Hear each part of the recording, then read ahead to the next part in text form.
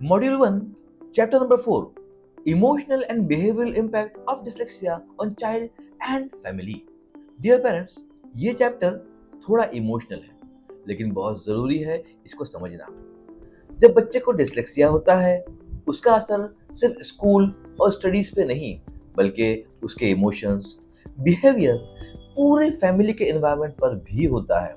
कई पेरेंट्स हमारे पास में आते हैं और ये कहते हैं कि मेरा बच्चा पढ़ाई से बचता है, गुस्सा करता है और बहुत साइलेंट हो जाता है कभी-कभी। क्या करें? साथियों, ये सब इंटेंशनल नहीं होता। ये डिसलेक्सिया का इनडायरेक्ट इम्पैक्ट होता है। चलिए स्टेप बाय स्टेप समझते हैं। पहले बच्चे के इमोशंस पे, फिर उसके बिहेवियर पे और फिर फैमिली के डायनेमिक्स पे। पहला, emotional impact on child. Low self esteem.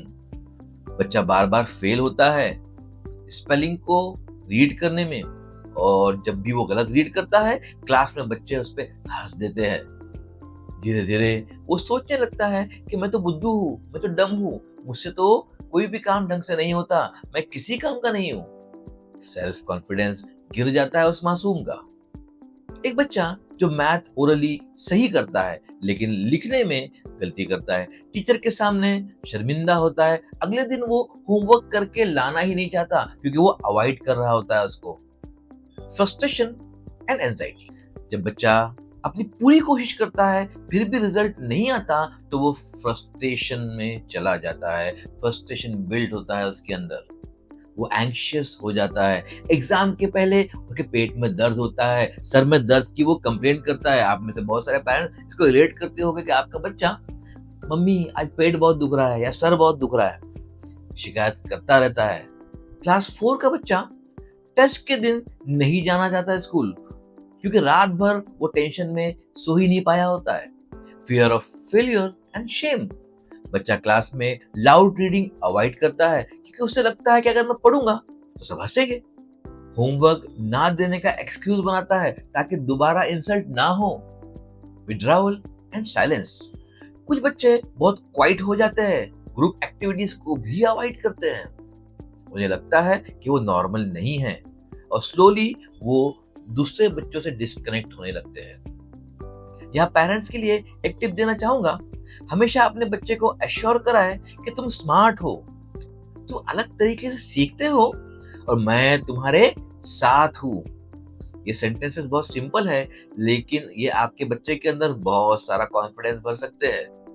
Point number 2, behavioural impact on the child. पहला है एग्रेशन एंड एंगर।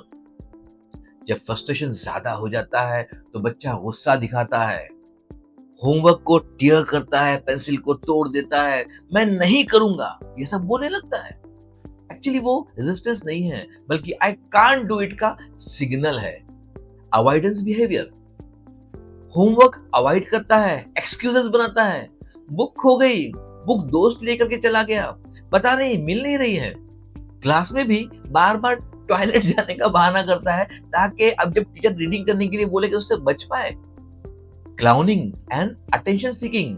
कुछ बच्चे अपना वीकनेस छुपाने के लिए क्लास में क्लाउन बन जाते हैं, मस्करी करते हैं, अजीब अजीब हरकतें करते हैं, वो टीचर को डिस्टर्ब करते रहते हैं, जोक बनाते रहते हैं ताकि उन्हें पढ़ने ना पड़े। Emotional outburst. कभी कभी छोटी सी बात पे भी बच्चे रो देते हैं, मेल्ट डाउन हो जाते हैं। दरअसल वो उस छोटी सी बात पे मेल्ट डाउन नहीं हुए होते, इससे पहले बहुत सारा पाइलअप होता है जो हमें हमारी आंखों से नजर नहीं आ रहा, लेकिन उसके नन्हे से ब्रेन में बहुत कुछ जमा होता है जो आंसू बन के उसकी आंख से निकलता है। ये इमोशनल ओवरलोड का रिजल्ट होता है। यहाँ पेरेंट्स और टीचर के लिए टिप देना चाहूंगा। जब बच्चा अवॉइड या एंग्री होता है, यानी जब बच्चा अवॉइडेंस दिखा रहा है या करने के टाइम पर एंग्री हो जा रहा है, चिढ़ रहा है, उस वक्त डांटने की बजाय प्यार और पेशेंस दिखाए। पूछिए, क्या तुम्हें हेल्प चाहिए? मैं तुम्हारे साथ हूं। Point number 3, impact on family. सबसे पहली चीज तो यह है कि भैया पेरेंटल स्ट्रेस आता है। पेरेंट्स अपने बच्चे को स्ट्रगल करते हुए देखते हैं और उन्हें गिल्ट फील होने लगता है कि इतनी सिंपल सी चीज मेरा बच्चा क्यों नहीं कर पा रहा है। कुछ पेरेंट्स तो ये भी सोचने लगते हैं कि हमारी अपब्रिंगिंग में ही गलती है, हमारे संस्कार ही गलत है। और फाइनेंशियल स्ट्रेन भी तो आता है।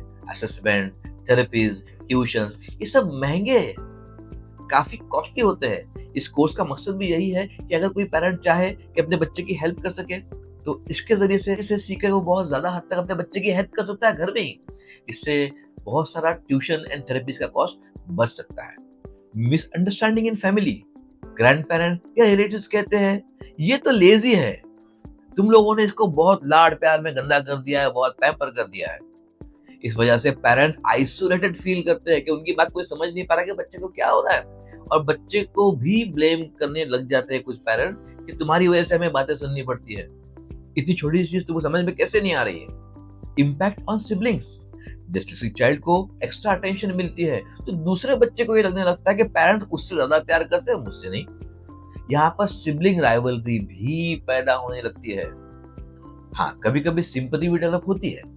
पॉजिटिव साइड भी है इसका, जब पेरेंट्स और फैमिली यूनाइट होकर के सपोर्ट करते हैं तो बच्चा एक्स्ट्रा ऑर्डिनरी प्रोग्रेस कर पाता है।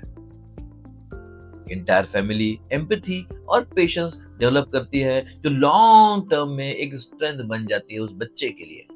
यह एक टिप देना चाहूंगा, फैमिली मीटिंग्स कीजिए, सिबलिंग्स को भी उसमें शामिल कीजिए और उन्हें बताएं कि उनके भाई या बहन को एक्स्ट्रा सपोर्ट की जरूरत है, और है तो क्यों है, ताकि वो अपने आप को आइसोलेट महसूस ना करे बल्कि टीम का हिस्सा बन जाए और अपने भाई या बहन की जिसको डिस्लेक्सिया की वजह से मदद की जरूरत है वो सपोर्ट कर सके।